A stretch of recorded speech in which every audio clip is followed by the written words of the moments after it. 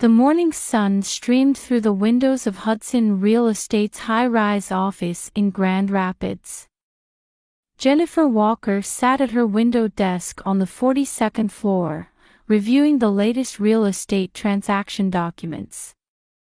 On her desk stood a photograph of a little girl in a pink dress, a picture from 10 years ago. It was Ashley, her daughter, who was 7 at the time. 10 years have passed. Jennifer sighed involuntarily as she reached for the photograph. The girl in the picture wore a bright smile, her expression so vivid it seemed she might start moving at any moment. Ashley's favorite pink dress, the pendant around her neck, the way she waved at her parents, everything remained clearly etched in Jennifer's memory. It was taken on a sunny Sunday after church service. The three of them had visited the Grand Rapids Art Museum that day, followed by lunch at Wolfgang's restaurant. It was an ordinary day, but one filled with genuine happiness. However, that happiness gradually crumbled. Michael, her husband, had been successful as a director at an IT consulting firm. His work at Steelcase was going well, and on the surface, he was gentlemanly, with perfect appearance and polite manners, highly regarded by those around him.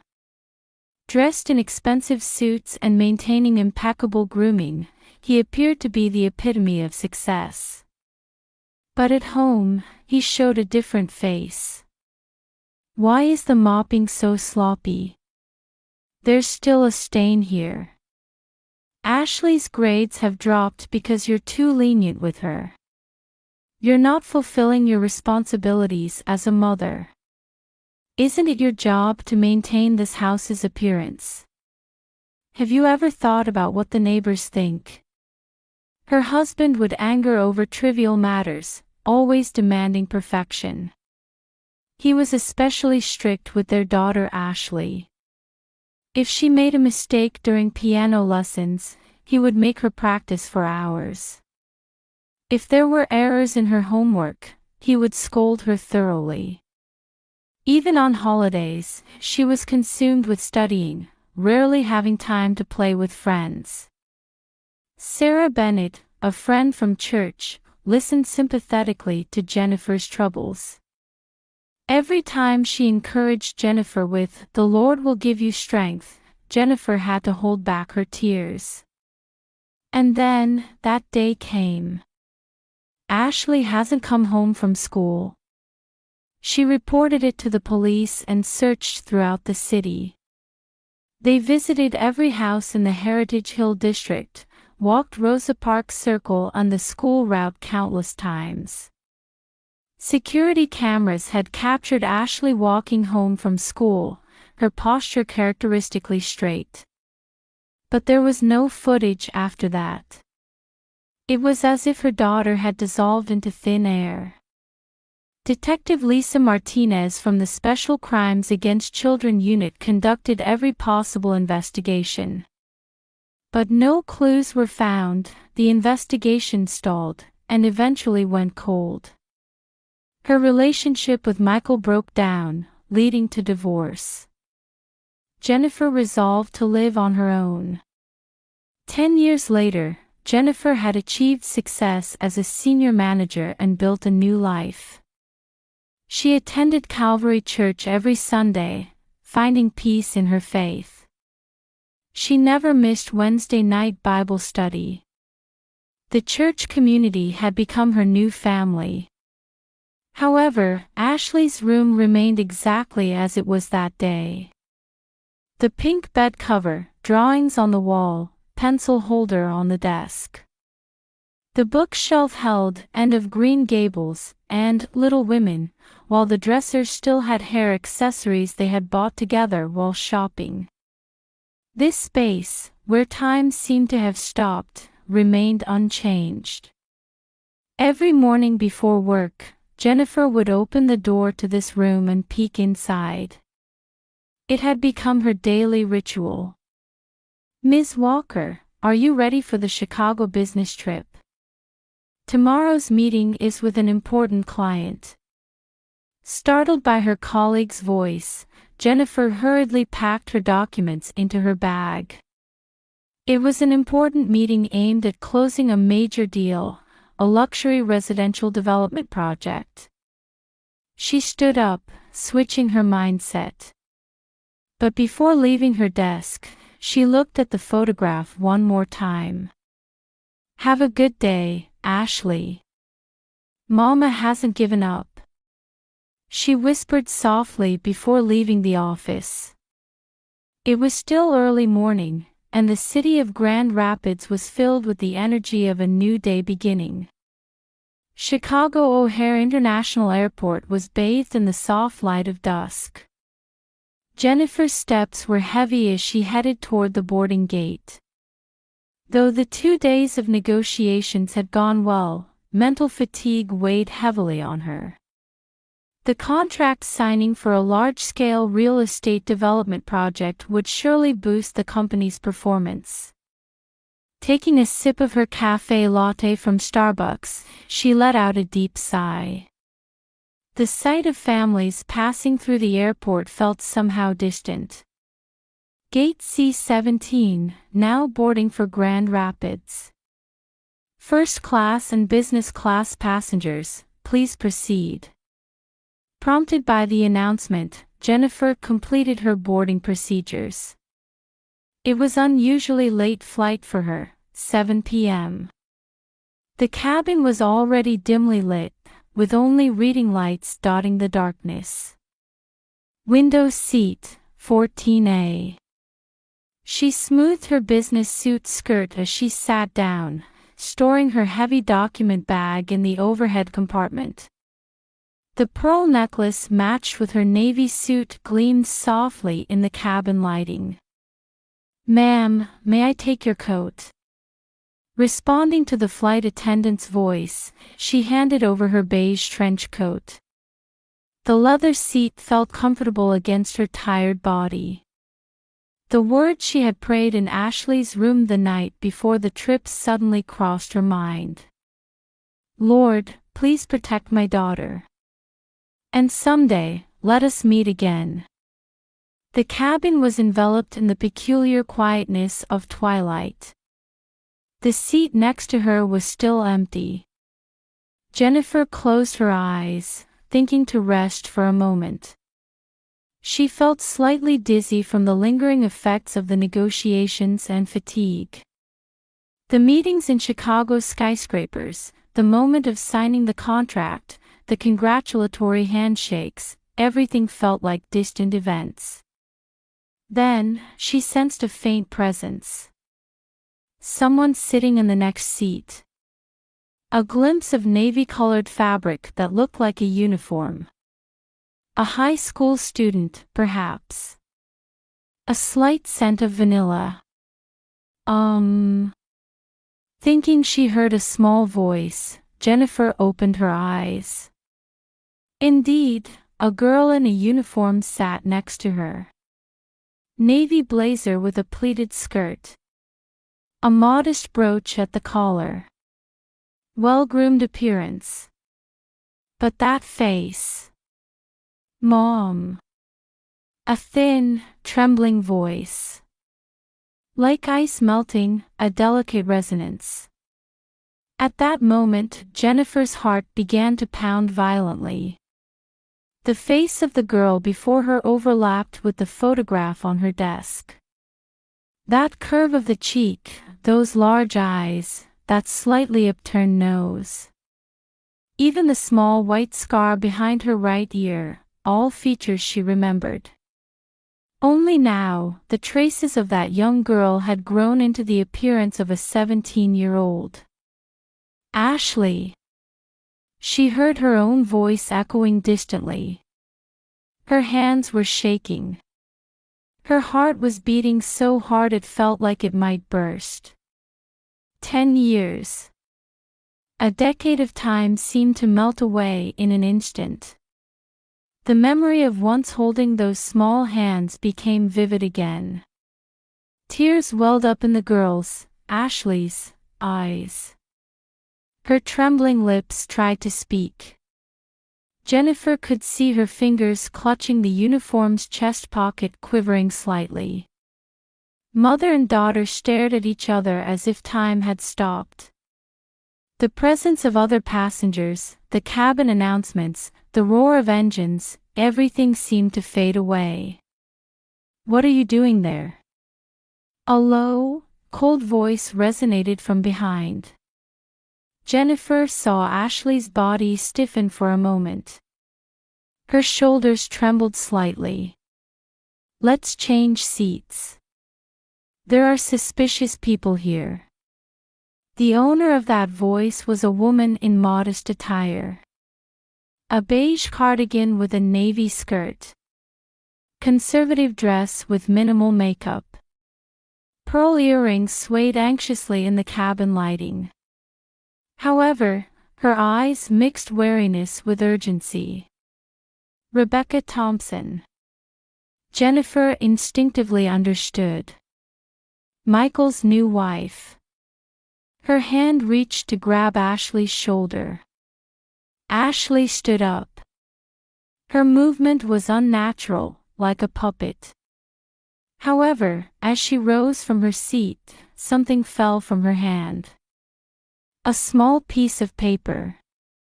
It drifted down and landed quietly at Jennifer's feet. Rebecca hurried Ashley to the back seats. Tension was visible in her back. Ashley never looked back. Yet her back seemed to carry an unspoken message. The two figures disappeared down the aisle. Only the sound of the cabin's air conditioning quietly resonated. Outside the window, the twilight sky was turning a deep navy blue. Jennifer slowly bent down and picked up the paper at her feet. Her hands were shaking. The folded paper contained hastily written words. Blue ballpoint pen ink slightly smudged. East Grand Rapids High School SOS. A partial address and a desperate call for help. A message from her daughter that finally arrived after 10 years. At the edge of the paper was a small cross mark, a remnant of their days attending church together. Jennifer took a deep breath.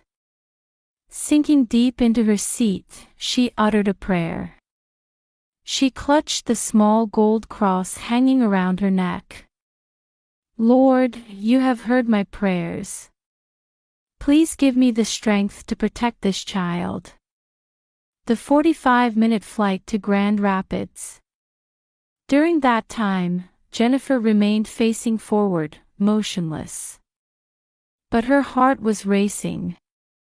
10 years' worth of emotions and resolve for what was to come washed over her like waves. She opened her smartphone's notepad and typed a message with trembling fingers. "Lisa, I need to see you urgently. I met my daughter. I found Ashley. I will call you tonight without fail." After sending the message to Detective Martinez, Jennifer closed her eyes. The vibration of the aircraft felt like her own heartbeat. This was not a dream. The long night was about to break. Through the window of the descending aircraft, the lights of Grand Rapids came into view. The small points of light twinkled like stars of hope. Grand Rapids Police Station. The building stood quietly under the sky where dawn had not yet fully broken. "Jennifer, I was shocked by your message last night." Detective Lisa Martinez from the Special Crimes Against Children Unit greeted Jennifer in her office. Past 50, her eyes held the weight of 10 years and new hope. Her deeply lined face showed signs of fatigue. She must not have slept since receiving the message last night. "There's no mistake. That girl is my daughter." Jennifer's voice trembled but was filled with certainty. Unable to sleep at all last night, she had been waiting for this moment since before dawn. On the desk lay the piece of paper received from Ashley. East Grand Rapids High School, let's start our investigation here. Martinez began organizing the situation with the coolness characteristic of a veteran detective. In front of her lay the case files from 10 years ago. A stack of yellowed documents. They had been sleeping in her drawer as an unsolved case. However, we need to proceed carefully. The other party is her legal father. Immediate forced investigation will be difficult. Jennifer's expression clouded at those words. But Martinez quickly continued. But there are ways. Let's first gather solid evidence. Points for the upcoming investigation were being written on the office wall one after another. Let's start with the school. Martinez picked up the phone. She would request a meeting with the principal of East Grand Rapids High School. But before that, she took a deep breath. Jennifer, please wait here. I'll go to the school and check the situation. The school investigation required a professional approach. Martinez would mobilize all the skills she had cultivated over 10 years. First, a careful conversation in the principal's office. Then, meetings with counselors. She should be enrolled under the name Catherine Wilson. As expected, they found enrollment records under a false name. Excellent grades. However, participation in extracurricular activities was extremely limited. The stepmother always accompanied parent-teacher conferences. An unnaturally strict control system became apparent. May I check the surveillance camera footage? The school was cooperative with Martinez's request. It showed Ashley's daily life. Always spending break times alone.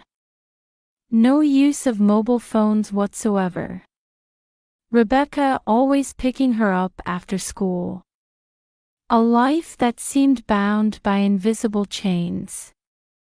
When Martinez returned to the police station with her investigation results, new discoveries awaited. A real estate database search identified a house owned by Michael Thompson in East Grand Rapids' upscale residential area. On the surface, the ideal home of a successful IT consultant. The neighborhood canvassing is also complete. A young detective submitted his report. Testimonies from neighbors revealed unusual aspects of the family. The daughter hardly ever goes out. Even on holidays, she only leaves with the family. And the detective continued, choosing his words carefully. The number of security cameras installed is abnormal. There are surveillance sensors in the garden. Fingerprint authentication system at the entrance. It's like a fortress. Evidence piled up on Martinez's desk. Records of Ashley's school life.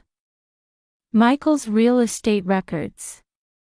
Rebecca's behavior patterns. And testimonies from neighbors.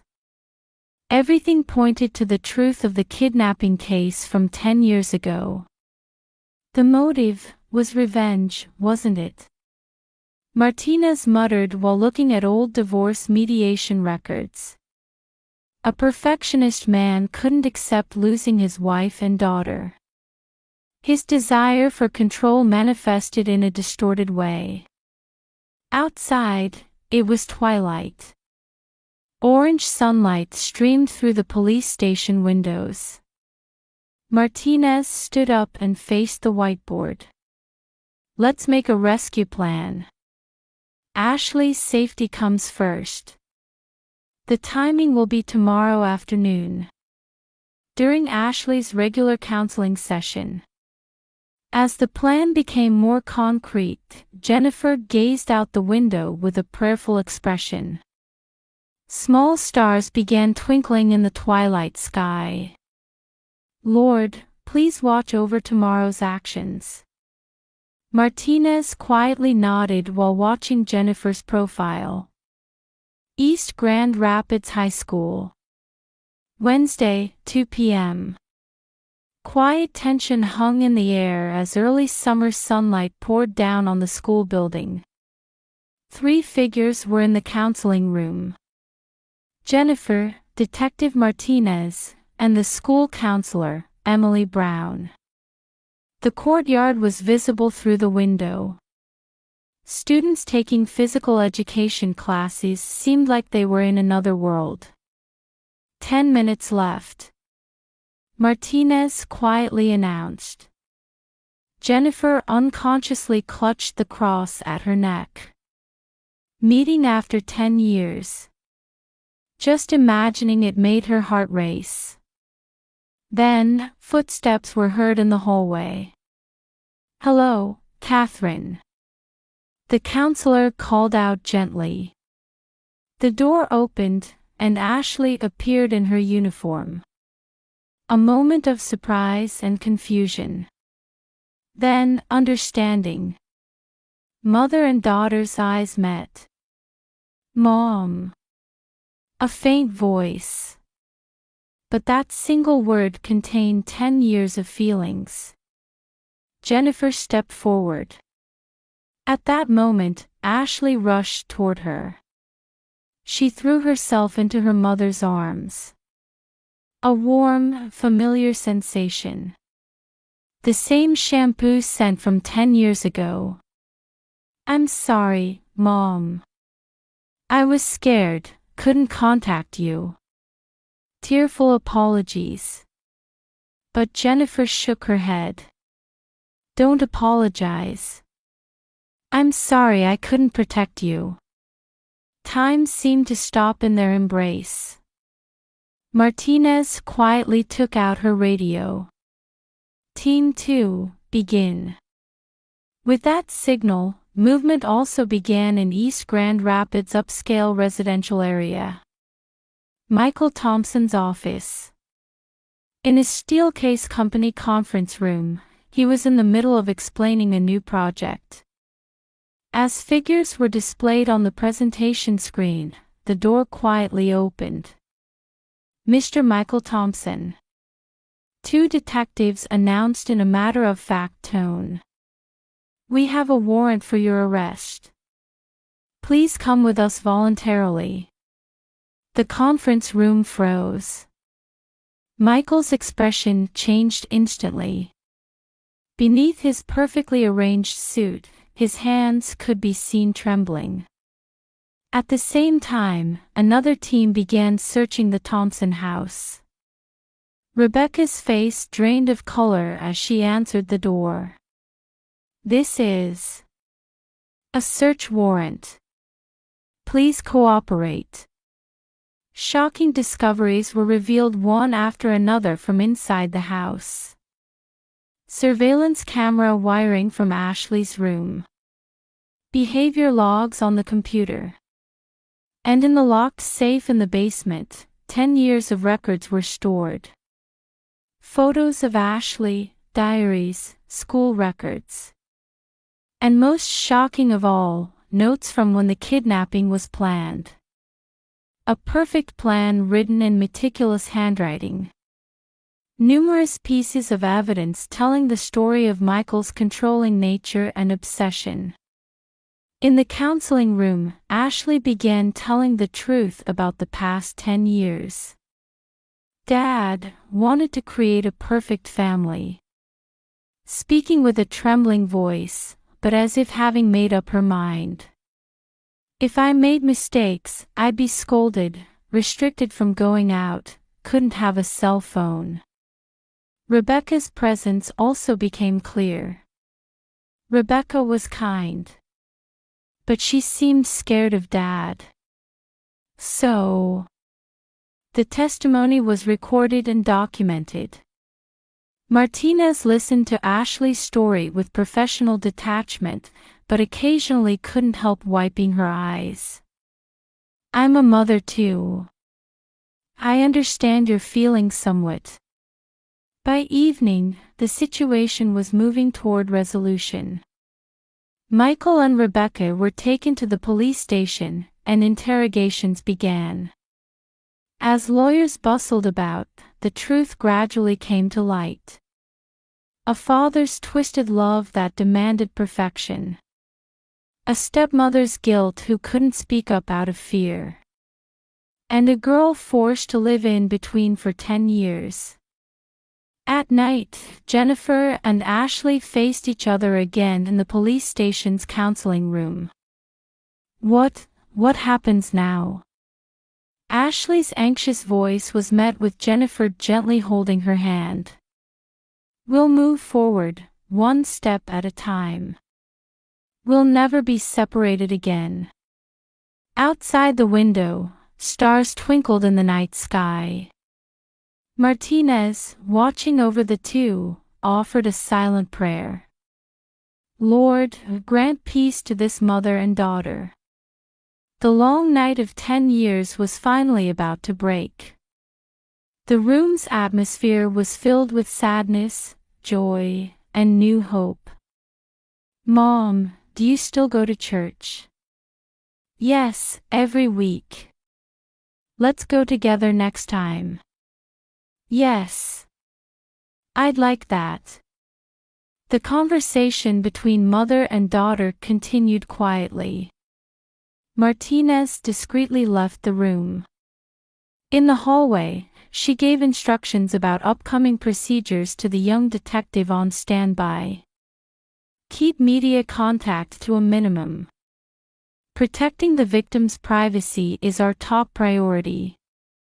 While detectives bustled about the police station, their commotion didn't reach the counseling room. Inside, a new story was beginning, transcending 10 years of time. 1 year later, in early summer. Sunday morning sunlight streamed through the stained glass windows of Calvary Church. As the hymn quietly ended and the service concluded, Jennifer and Ashley sat in their usual seats in the back row. Ashley wore a white dress with a small cross pendant around her neck, a gift from her mother. "That was a wonderful sermon." Sarah Bennett approached and spoke kindly. A longtime friend from church, she had been a pillar of support for mother and daughter throughout the past year. "Yes. Today's theme of forgiveness held special meaning for us," Jennifer answered quietly. Beside her, Ashley nodded slightly. After church, they stopped at Meyer's Cafe. Sunday morning brunch had become one of the joys of their new life. "Did you submit your college applications?" Jennifer asked over coffee. Ashley nodded happily. "Yes. University of Michigan and Notre Dame. I want to major in psychology." "Psychology?" "Yes. I want to help children who've gone through experiences like mine." There was strong determination in Ashley's eyes. She had grown tremendously over the past year. Weekly counseling, activities with support groups, and meeting children with similar experiences, everything had shown her future path. "The trial was difficult, but now I feel like I can look forward and live." Ashley's words brought tears to Jennifer's eyes. The trial last fall had resulted in a 20-year prison sentence for Michael. Rebecca, partly due to Ashley's testimony, received a suspended sentence. In court, Rebecca tearfully apologized. "I was scared, couldn't speak up. I'm truly sorry." Ashley had quietly nodded at those words. The first step toward forgiveness. Life in their new home was also taking shape. An old house in the Heritage Hill district. White painted walls with a red door. Roses they had planted together were beginning to bloom in the front garden. "Hey, Mom.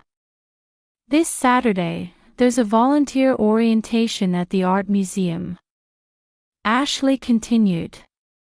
Her activity at the Grand Rapids Art Museum was one of her new challenges. "My high school art teacher recommended me. It's helping with children's art programs." Jennifer watched her daughter's animated expression. The dark shadows of the past were gradually fading. Back home, a new family photo hung on the living room wall. Taken last month at Rosa Parks Circle, it showed mother and daughter standing close together, beaming with bright smiles.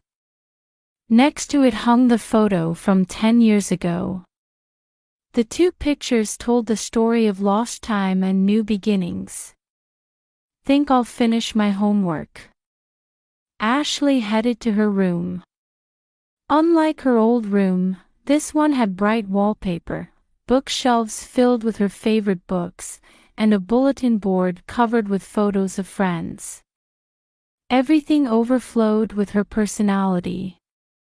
Left alone in the living room, Jennifer gazed out the window. Neighborhood children were playing in the yard, their voices pleasantly resonating. Her phone rang, displaying a message from Detective Martinez. "We have a new member joining the support group. Could Ashley come too?" Jennifer smiled as she sent her reply. Healing wounded hearts takes time. But they were moving forward, one steady step at a time. At dusk, they decided to have dinner on the deck in the garden. Barbecue smoke rose toward the early summer sky. Ashley cheerfully talked about events at school. Drama club activities, memories with new friends, future dreams. "I have a meeting with my homeroom teacher tomorrow about college. Should I go with you?" "It's okay. I'll go by myself." Those words filled Jennifer with quiet pride. Her daughter was surely walking the path to independence. At night, during their bedtime prayer time, they held hands and prayed together. "Lord, thank you for giving us this new life." The light in Ashley's room went out, and the house was enveloped in silence. Jennifer looked up at the moon from her bedroom window. After 10 years of hardship, a new story was beginning. A story filled with hope. In their hearts, faith and love were quietly but surely growing. Outside, the early summer night breeze carried the scent of roses.